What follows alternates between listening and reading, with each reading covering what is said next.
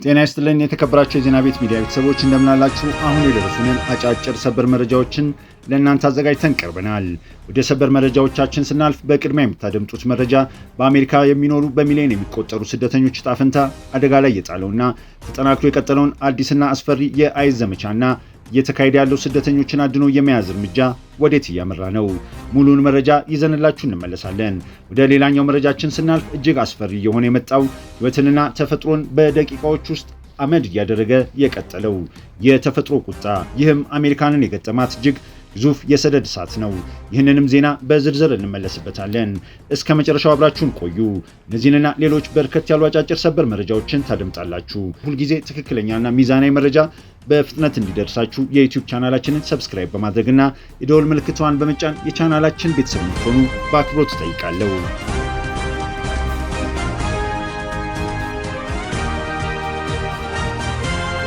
አሁን በቀጥታ ወደ መጀመሪያው መረጃ እናልፋለን። በአሜሪካ የኢሚግሬሽን እና የሕግ ማስከበር ታሪክ ውስጥ እጅግ አስደንጋጭና አነጋጋሪ የሆነ አዲስ ምዕራፍ ተከፍቷል።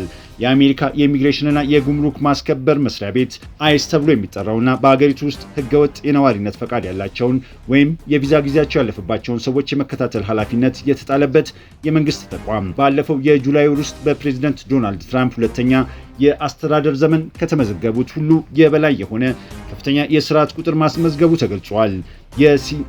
የሲቢኤስ ኒውስ የዜና ተቋም ያገኛቸው የውስጥ መረጃዎች እንደሚያመለክቱት ተቋሙ አሰራሩን በማስፋት በኤርፖርቶች፣ በኢሚግሬሽን መቆጣጠሪያ ጣቢያዎች፣ በኢሚግሬሽን መቆጣጠሪያ ቢሮዎችና በመላው አሜሪካ በሚገኙ ማህበረሰቦች ውስጥ ከፍተኛ የስርዓት እርምጃዎችን ሲወስድ ቆይቷል።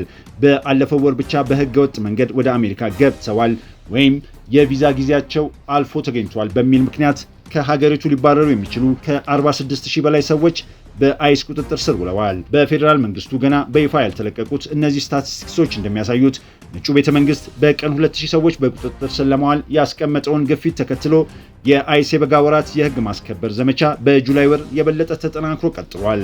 ባለፈው ወር በየቀኑ በአማካኝ 1500 ተጠርጣሪዎች ወደ አይስ የቁጥጥር ስር ማዋያ ማዕከል የገቡ ሲሆን ከነዚህ መካከል የተወሰኑት ደግሞ የአሜሪካ የድንበርና የጉምሩክ ጥበቃ ሲቢፒ በተባለው ሌላ የድንበር ጠባቂ ተቋም አባላት መጀመሪያ በቁጥጥር ስር የዋሉ ናቸው። በጁላይ ወር የተመዘገበው ከ46000 በላይ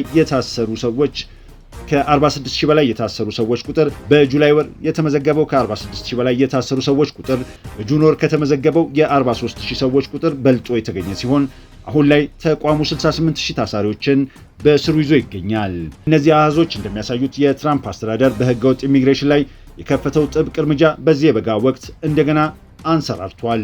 ይህ የሆነው የፌዴራል ወኪሎች በሚኒያፖሊስ ከተማ ባካሄዱት የህግ ማስከበር ዘመቻ ወቅት ሬን ጉድና አሌክስ ፕሪቲ የተባሉ ሁለት የአሜሪካ ዜጎች መገደላቸውን ተከትሎ ከሁለቱም የፖለቲካ ፓርቲዎች ከፍተኛ ትችት በመሰንዘሩ ምክንያት በዚህ ዓመት መጀመሪያ ላይ የእስራት ቁጥሩ በእጅጉ ቀንሶ ከቆየ በኋላ ነው። የትራምፕ አስተዳደር ባለፈው ዓመት በዲሞክራቶች በሚመሩ በርካታ ከተሞች ያካሄዳቸው የነበሩ ሰፋፊና ይፋዊ የኢሚግሬሽን ኦፕሬሽኖች በከፍተኛ ሁኔታ ያቆመ ቢሆንም አይስ ግን በቅርብ ሳምንት ውስጥ በእርጋታና በጸጥታ የእስራት ደረጃውን ማሳደግ ችሏል። የሀገር ውስጥ ደህንነት ሚኒስቴሩ ማርክ ዊንሙሊን በዚህ የጸደይ ወቅት ክሪስቲን ዋሚንን በተኩበት ወቅት ዋና ዓላማቸው አይስን ከዜና ማዕረግና ከትችት ውጪ ማድረግ እንዲሁም በተመሳሳይ ጊዜ በአሜሪካ ታሪክ ውስጥ ትልቁን የማባረር ኦፕሬሽን የመምራት ትራምፕን ቃል ማሳካት እንደሆነ ገልጸው ነበር። ነገር ግን የዚህ ህግ ማስከበር ዘመቻ አዲስ ምዕራፍ ሀገሪቱ ስለ አይስ ስለሚጠቀማቸው ታክቲኮች የምታደርገውን ክርክር እንደገና አቀጣጥሎታል። ባለፈው ወር በቴክሳስ እና በማይን ግዛቶች ውስጥ የሚገኝ የአይስ ኦፊሰር በትራፊክ ፍተሻ ወቅት ሎሬንዞ ሳልጋዶ አውራጆ እና ዮሐን ሴባስቲያን ዱራን ጌሬሮ የተባሉ ሁለት ስደተኞችን የገደለ ሲሆን ይህም በአካባቢውና በብሔራዊ ደረጃ ከፍተኛ ተቃውሞና ጩኸት ቀስቅሷል። እነዚህ ገዳይ ተኩሶች አይስ አብዛኛውን የተሽከርካሪ ፍተሻውን ለጊዜው እንዲያቆም አስገድዶት የነበረ ቢሆንም ፕሬዚዳንት ትራምፕ ጣልቃ በመግባት እገዳውን ከ24 ሰዓት በኋላ ሽረውታል።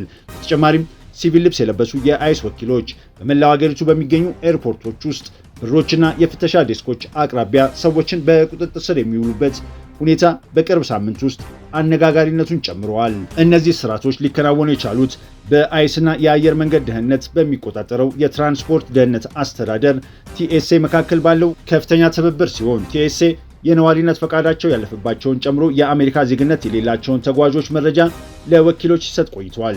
በተጨማሪም የትራምፕ አስተዳደር ከሀገር ሊባረሩና በቁጥጥር ስር ሊውሉ የሚችሉ ሰዎችን ስፋት ያሰፋ ሲሆን በቅርቡ ከ300 ሺህ በላይ የሄይቲ ስደተኞች የነበራቸውን ጊዜያዊ የጥበቃ ሁኔታ ወይም ቲፒኤስ በአገራቸው ችግር በመኖሩ ምክንያት በአሜሪካ ለመቆየት የሚሰጥ ሕጋዊ ፈቃድን ሰርዟል። በአንጻሩ የሀገር ውስጥ ደህንነት ሚኒስቴሩ ለሲቢኤስ ኒውስ በሰጡት መግለጫ ፕሬዚዳንት ትራምፕ ወደ ስልጣን በተመለሱበት በመጀመሪያው ዓመት ከ3 ሚሊዮን በላይ ህገወጥ ነዋሪዎችን አሜሪካንን ለቀው መውጣታቸውንና ከ985 ሺህ በላይ ሰዎች መባረራቸውን ገልጸዋል። የሀገር ውስጥ ደህንነት ሚኒስቴሩ ማርክ ዌይን ሙሌን በመንገዶች ላይ ያለውን ግፊት እየጨመሩ መሆናቸውን የተናገሩ ሲሆን የቀድሞ የዲኤችኤስ ባለስልጣን ተሬሳ ካርዲናል ብራውን ደግሞ አይስ ከበፊቱ አይነት ይፋዊ መጋፈጥ ውጭ የህግ ማስከበር ስራውን በከፍተኛ ሁኔታ እያስፋፋ እንደሚገኝ ገልጸዋል። እንደ ባለሙያዋ ገለጻ አስተዳደሩ ሰዎችን በጅምላ የማባረር ግቡን ከቶንም እንዳልተወና እርምጃውን በስፋት መቀጠሉን ያረጋግጣል። ወደ ሌላኛው መረጃ ስናቀና በዓለማችን ላይ የተከሰቱ የተፈጥሯዊና ሰው ሰራሽ አደጋዎች አስደንግጠውናል ብለን በምናስብበት በዚህ ወቅት በአሜሪካ ምድር እየተከናወነ ያለው የሰደድ እሳት አደጋ ነገሩን ወደ ሌላ ከፍተኛ ምዕራፍ መሸጋገሩንና የነገሩን ክብደት ከምንገምተው በላይ የሆነ መምጣቱን የሚያሳይ ግልጽ ማሳሰቢያ ሆነዋል። በአሁኑ ወቅት በመላው አሜሪካ የሚነዱ የእሳት አደጋዎች ብዛት፣ የወደመው የደን አካባቢ መጠን ባለፉት 10 ዓመታት ከተመዘገበው ዓመታዊ አማካኝ ቁጥር በላይ በከፍተኛ ሁኔታ አልፎ ተገኝቷል።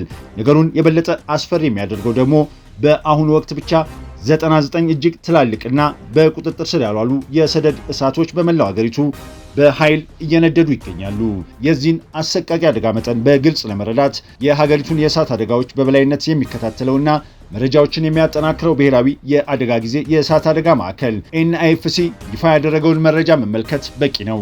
ይህ ተቋም እንደገለጸው በዚህ ዓመት እስካሁን ባሉት ወራት ውስጥ ብቻ 45838 የእሳት አደጋዎች ተከስተዋል። እነዚህ እሳቶች ከ5.2 ሚሊዮን ሄክታር በላይ የሚሆን ሰፊ መሬት የተፈጥሮ ሀብት አቃጥለው ሙሉ በሙሉ አውድመዋል። ከነዚህ እሳቶች መካከል በአሜሪካ ሰሜን ምዕራብ በሚገኘው የፓሲፊክ ውቅያኖስ አቅራቢያ በሆነው ፓሲፊክ ሰሜን ምዕራብ ክልል የተከሰተው አደጋ እጅግ ክፉና አሰቃቂ ሆኗል። በዚህ ክልል ውስጥ በሚገኙት የዋሽንግተንና የኦሪገን ግዛቶች የተነሱት እሳቶች በርካታ ነዋሪዎችን ንብረታቸውን ጥለው እንዲፈናቀሉ፣ የኤሌክትሪክ አገልግሎቶች ሙሉ በሙሉ እንዲቋረጡ፣ በመቶ ሺዎች የሚቆጠሩ ሄክታር መሬቶች እንዲወድሙ አድርገዋል። በተለይም ዋሽንግተን ግዛት በአሁኑ ወቅት 17 ትላልቅ እሳቶችን እየተዋጋች ስትሆን ከነዚህ መካከል ፓሲፊክ ኮምፕሌክስ እሳት ተብሎ የሚጠራው አደገኛ እሳት ብዙዎችን ከቀያቸው እንዲፈናቀሉ፣ በሺዎች የሚቆጠሩ ቤቶች የኤሌክትሪክ ኃይል እንዲያጡና 640 ያህል ህንፃዎች እንዲወድሙ አድርገዋል። ይህንን አስከፊ ሁኔታ ተከትሎ የዋሽንግተን ግዛት ገዢ የሆኑት ቦብ ፈርግሰን በአካባቢው የተከሰተው ድርቅ፣ ያልተለመደ ከፍተኛ ሙቀትና ኃይለኛ ነፋስ የእሳቱን ስርጭት አባብሰውታል ሲሉ ገልጸው በመላው ግዛቱ የአደጋ ጊዜ አዋጅ አውጀዋል። በሌላ በኩል ኦሪገን ግዛት ከማንኛውም የአሜሪካ ግዛት በበለጠ 32 ትላልቅ እሳቶች ተመዝግበውባታል። ኦሪገን በዘመናዊ ታሪኳ በሰደድ እሳት የተቃጠለውን የደን ስፋት ከፍተኛ ሪከርድ ሰብራለች። ይህ የእሳት አደጋ በሁለቱ ግዛቶች ብቻ የተወሰነ አይደለም። በመላው አሜሪካ የሚገኙ በርካታ ግዛቶችም የዚህ እሳት ሰለባ ሆነዋል። አይዳሆናና ሞንታና እያንዳንዳቸው 7 ትላልቅ እሳቶች፣ ሚኒሶታና ካሊፎርኒያ እያንዳንዳቸው 6፣ ኮሎራዶና ኔቫዳ እያንዳንዳቸው 5 እንዲሁም ፍሎሪዳና ዩታ እያንዳንዳቸው 3 ትላልቅ እሳቶች አስተናግደዋል። በተጨማሪም አላስካ፣ ኦሪዞና፣ ኒው ሜክሲኮ፣ ኦክላሃማና ደቡብ ካሮላይና፣ ደቡብ ዳኮታና ዋዮሚንግ የተባሉ ግዛቶች ያንዳንዳቸው በአንድ ትላልቅ እሳት እየተፈተኑ ይገኛሉ። ሳይንሳዊ ጥናቶች እንደሚያሳዩት ለዚህ ሁሉ አደጋና በምዕራብ አሜሪካ ውስጥ ለሚከሰቱ ትላልቅና አስቸጋሪ የሰደድ እሳቶች መበራከት ዋነኛው ምክንያት የአየር ንብረት ለውጥ ነው። ይህ ሁኔታ እሳቶችን ለመቆጣጠር የሚደረገውን ጥረት እጅግ ፈታኝ አድርጎታል። የአገሪቱ ብሔራዊ የአየር ሁኔታ አገልግሎት ባወጣው መረጃ መሰረት በፓሲፊክ ሰሜን ምዕራብ፣ በሮኪ ተራሮችና በአንዳንድ የፕሌንስ ወይም የሜዳማ አካባቢዎች የሰደድ እሳትና የአየር ጥራት መጓደል አሁንም እንደሚቀጥል ይጠበቃል። በተለይም ለኦሪገን ደቡባዊ ዊላሚንቪላና ለምዕራብ ኮሎምቢያ ወንዝ ገደል አካባቢ ከፍተኛ የእሳት አደጋ ስጋት መኖሩን የሚያመለክት የቀይ ባንዲራ ማስጠንቀቂያና የእሳት አየር ሁኔታ ክትትል ተሰጥቷል። ወደ አጫጭር መረጃዎቻችን ስናልፍ በመጀመሪያ የምናገኘው የአሜሪካው ፕሬዝዳንት ዶናልድ ትራምፕ በኢራን ላይ ሊሰነዝሩት ያሰቡትን ወታደራዊ ጥቃት በድንገት መሰረዛቸውን ይፋ ያደረጉ ሲሆን ውሳኔው የመጣው ከቀጠናው አገራት ጋር በፍጥነት ስምምነት ላይ ለመድረስ ከተደረገው ጥረት ጋር ተያይዞ እንደሆነ ገልጸዋል። እንደ ፕሬዝደንቱ ማብራሪያ ከሆነ ኢራንና ሌሎች የመካከለኛው ምስራቅ አገራት በድንበር ጉዳዮች ላይ በታቀደው ስምምነት በመስማማታቸው ዋሽንግተን የታሰበውን ማንኛውንም ጥቃት እንድታቆም ጥሪ በማቅረባቸው ውሳኔው ሊቀየር ችለዋል። በሌላ ዜና በፓኪስታን ውቧና ሰላማዊቷ ስዋት ሸለቆ ውስጥ በደረሰ አሰቃቂ የቦምብ ጥቃት ቢያንስ 14 ንጹሃን ሰዎች ሕይወታቸው ማለፉ በአካባቢው ሕዝብ ላይ ትልቅ ድንጋጤና ፍርሃት ፈጥሯል።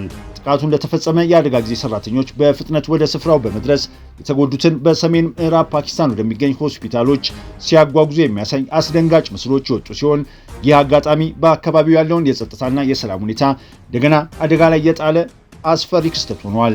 በመጨረሻም በኢንዶኔዥያ ማዱራ ደሴት አቅራቢያ ቢያንስ 250 ሰዎች ጭና ትጓዝ የነበረች ጀልባ በድንገት በእሳት ተያይዛ ከፍተኛ አደጋ በማጋጠሙ የበርካታ ሰዎችን ልብ የሰበረ አሳዛኝ ክስተት ሆኗል። በዚህ አስፈሪ አደጋ እስካሁን የ5 ሰዎች ሕይወት ማለፉ የተረጋገጠ ሲሆን የነፍስ አድን ሰራተኞች በባህር ላይ አሁንም በፍጥነት ፍለጋ እያካሄዱ ቢሆንም የ41 ደብዛቸው የጠፋ ሰዎች ዕጣ ፈንታ አሁንም አሳሳቢ ሆኖ ቀጥለዋል።